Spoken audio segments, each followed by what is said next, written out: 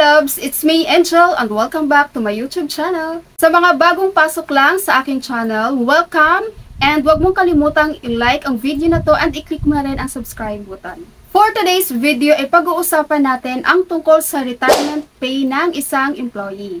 Pero bago tayo mag-proceed sa computation, alamin muna natin kung ano ba ang mga requirements para ikaw ay makapag-avail ng retirement pay. First requirements guys, dapat ikaw ay 60 years old na, so pasok ka na sa retirement age.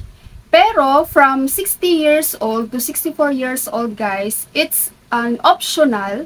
So meaning, it's either kung gustuhin mong magtrabaho pa rin, i-continue yung trabaho mo pwede, or gusto mo nang mag-retire. So it's up to you. And pagdating naman ng 65 years old, it's compulsory and obligatory guys na kailangan mo na talagang mag-retire. Kahit gustuin mo pang magtrabaho at the age of 65, pero kapag pinahinto ka na ng employer mo, pag pinag-retire ka na ng employer mo, wala ka na ring magagawa dyan. Pangalawang requirements, dapat ay nakapag-serve ka sa company ng at least 5 years. No, dapat at least 5 years guys yung number of service mo sa company. And number 3, the benefits applies to all employees except for those government employees. So, yung mga under government na employees, guys, they are not qualified for this retirement pay. But I'm sure naman, no, they are in government, so mas malaki siguro yung kanilang benefits na maa-avail. So, iba lang sa kanila, guys, compared to us na nasa private company. And employees under retail, service, and agricultural employing not more than 10 employees. So, yung mga kunti lang yung mga employees guys na hindi umabot ng 10. So, you are not also qualified. Kung nandyan kayo sa industry na yan, you are not also qualified for the retirement pay.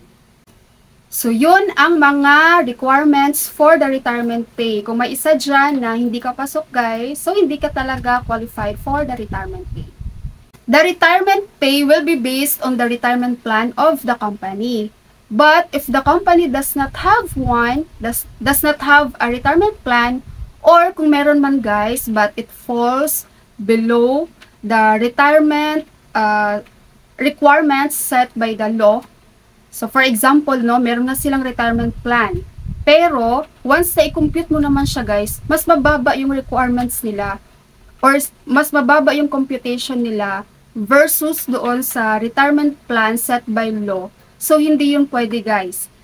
Kung mas mababa, kung gano'n man ang computation ng company na mas mababa, dapat sundin kung ano man ang retirement computation na binibigay ni DOLE ng batas. Okay? Mostly kasi guys, may mga company na nag-offer sila ng retirement plan which is better compared doon sa retirement plan sa batas natin. No, maraming company na ganyan na kapag umabot ka sa kanila ng 10 years, na makaka-avail ka na ng kanilang retirement plan, na mas mataas talaga ang computation. Okay, so ang computation ng ating retirement pay dito sa Pilipinas ay daily rate times 22.5 days times number of years in service. Minimum requirements to guys ha, ito na yung pinakamababang minimum na dapat ay sundin ng employer once na meron silang retired employee. So, daily rate, of course, alam nyo naman na siguro ang daily rate nyo. And if not, better to ask your HR kung magkano yung daily rate nyo. And ito namang 22.5 days, kung paano yan kinuha guys. Half month of your salary, so that is 15 days. And plus 5 days service incentive leave. So, meron ng 20 days. And 1/12 of your 13th month, which is 2.5 days. Total of 22.5 days. Okay, so yan yung computation sa batas natin, guys. At wala kayong ibang pwedeng sundin na computation for the retirement pay, kundi ito lang ang nasa batas natin. Not unless mas mataas ang offer na retirement plan ni company, guys. So, mas better pag ganun. And ito namang number of years in service. Okay, dito sa number of years of service guys, huwag kayong malito. Basta ang tandaan nyo lang lagi, the fraction of 6 months is considered 1 year. So, for example guys, ikaw ay 9 years and 6 months na sa company. So, ang bilang yun guys is 10 years. Sa computation, that is considered 10 years. Okay? Basta pag umabot ng 6 months guys, considered as 1 year na siya. Okay, so magbigay tayo ng sample computation sa pagkuha ng retirement plan. So, let's say, ang rate mo, ang daily rate mo for now is 1,000 pesos.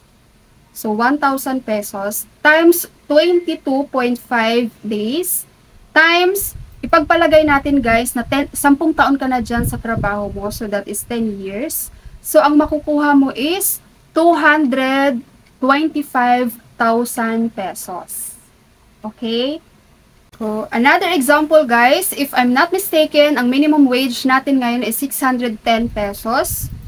So, times 22.5 days times 10 years, kung 10 years ka na rin sa work mo. So, meron kang makukuha 137,250 pesos. Okay? So, maliban dyan guys, depende na doon sa company nyo, no, kung meron pa kayong other benefits na kailangan mo rin ma-receive, maliban dito sa retirement pay. Alright? So, if ever na meron kayong questions guys, don't hesitate to comment below. So, ganyan ang kabilis, computein yung retirement plan mo. And so, yun guys, sasagutin natin yung mga questions nyo if you have other questions. Thank you!